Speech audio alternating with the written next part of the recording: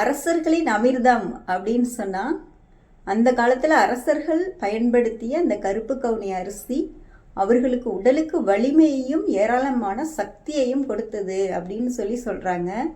அதனால் அந்த கருப்பு கவுனி அரிசியை வச்சு இப்போ கஞ்சி எப்படி செய்யலான்னு பார்க்கலாம் வாங்க. கஞ்சி செய்ய தேவையான பொருட்கள்: 1 கப் கருப்பு கவுனி அரிசி, மிளகு அரை டேபிள் ஸ்பூன், சீரகம் அரை டேபிள் ஸ்பூன், பூண்டு பற்கள். எடுத்து வச்சிருக்க கருப்பு கவுனி அரிசியை இரவே தண்ணியில் போட்டு நல்லா ஊற வச்சிடணும். உங்களுக்கு தேவைப்படுறவங்க இதை அப்படியே வச்சு காஞ்சி செஞ்சுக்கலாம் முழுசா. ஆனால் இப்போது இதை மிக்சியில் ஒரு அரைச்சி எடுத்துகிட்டு வந்துடுறேன். அதுக்கப்புறம் உங்களுக்கு எப்படி செய்கிறதுன்னு காட்டுறேன். நல்லா ஊறின அரிசியை இப்போது மிக்சி ஜாரில் சேர்த்துருக்கேன். இதை மிக்சியில் இப்போ ஒரே ஒரு சுற்றி எடுத்துகிட்டு வர போகிறேன். இப்போ மிக்சி ஜாரில் நம்ம ஒரே ஒரு தான் சுற்றணும். அதிகமாக இதை அடிச்சிடக்கூடாது. பாருங்கள், இந்த அளவு போதும். அதிகமாக நம்ம நைஸாக அரைச்சிடக்கூடாது, அப்புறம் கஞ்சி நல்லா இருக்காது.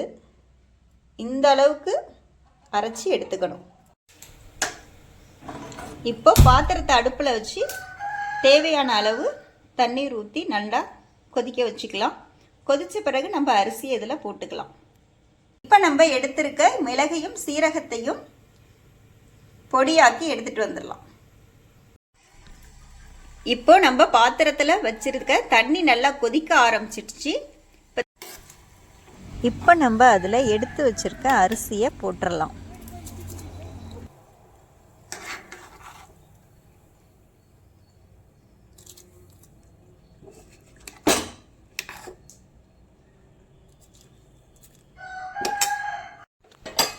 இப்போ அரிசியை நம்ம ஃபுல்லாக போட்டாச்சு.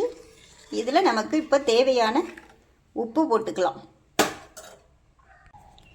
அரிசி நல்லா வேகும் வரைக்கும் நம்ம கொஞ்ச நேரம் வெயிட் பண்ணலாம். இப்போ நம்ம எடுத்து வச்சுருந்த மிளகு சீரகத்தை அடித்து எடுத்துகிட்டு வந்துட்டேன். ரொம்ப நைஸாக அரைக்கக்கூடாது, இந்த பதத்தில் இருந்தால் போதும். இப்போ நான் எடுத்து வச்சுருந்த பூண்டு பற்களை நசுக்கி எடுத்துகிட்டு வச்சுருக்கேன். கஞ்சி நல்லா கொதிச்சிக்கிட்டு இருக்கு, நல்லா வேகட்டும். கஞ்சி நல்லா வெந்துட்டுருக்கு. இப்போ நம்ம இதில் இடித்து வச்சுருக்க பூண்டு பற்களை போட்டுக்கலாம்.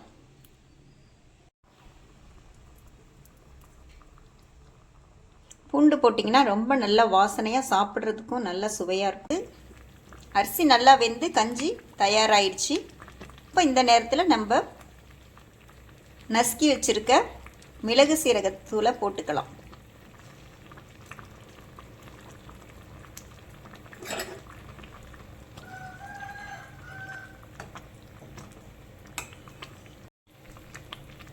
கஞ்சி நல்லா மணமாக தயாராகிடுச்சு.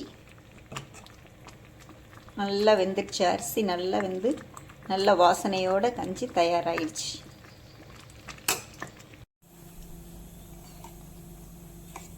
மோர் கலந்து நான் இப்போது இதை சாப்பிட போகிறேன். ரொம்ப சுவையாக இருக்கும். மோர் கலந்து சாப்பிடும் பொழுது நல்லா சுவையாக இருக்கும்.